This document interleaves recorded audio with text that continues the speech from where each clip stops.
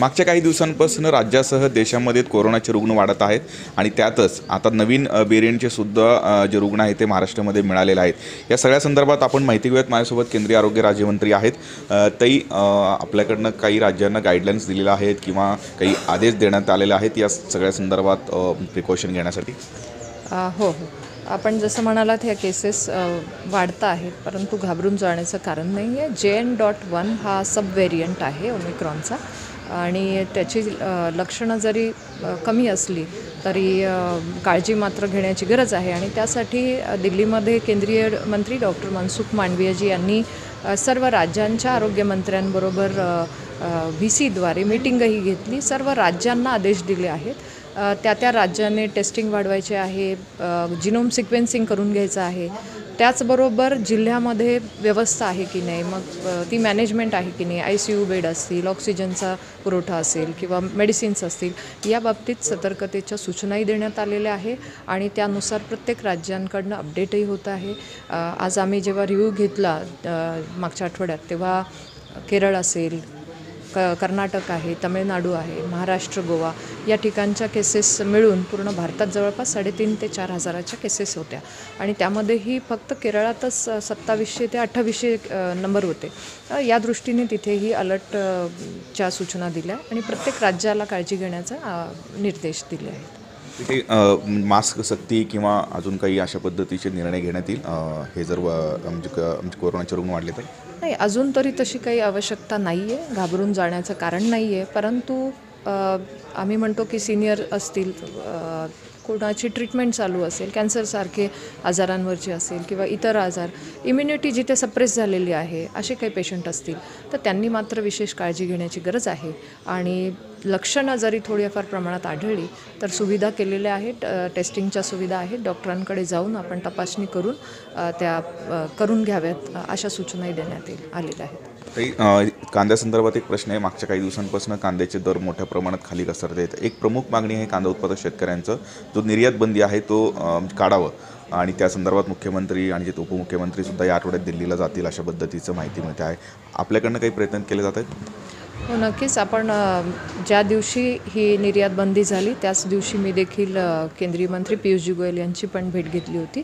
त्यांनाही मी शेतकऱ्यांच्या भावना त्यांच्यापर्यंत पोहोचवल्या आणि हा प्रश्न नक्कीच आमच्या सगळ्यांचा जिव्हाळ्याचा आहे। शेतकऱ्यांचे फोन येतात, चर्चा होत आहेत आणि शेतकऱ्यांचा एक निरोप म्हणून हाही आम्ही पोचवलेला आहे आणि माझ्या भावना नेहमीच शेतकऱ्यांबरोबर आहे। वेळोवेळी मी या प्रश्नांवर काम पण केलं आहे। त्या दृष्टीने माननीय पियुष गोयल यांनी देखील सांगितलं की याचा आम्ही परत एकदा रिव्ह्यू करतो आणि जसं कांद्याची आवक वाढते, आता आपला लाल कांदा देखील वाढतो, त्या दृष्टीने नक्की सकारात्मकतेने काही विचार होईल आणि माननीय मुख्यमंत्री शिंदेसाहेब असतील, माननीय उपमुख्यमंत्री देवेंद्रजी, माननीय अजितदादा यांनी देखील चर्चा केलेली आहे आणि कदाचित त्यांची भेट पण होईल। मला वाटतं आम्ही सगळ्याच बाजूने सर्व प्रकारे ह्या प्रयत्नात आहोत आणि केंद्र सरकार देखील त्या दृष्टीने शेतकऱ्यांच्या हिताचा निर्णय नक्की घेईल।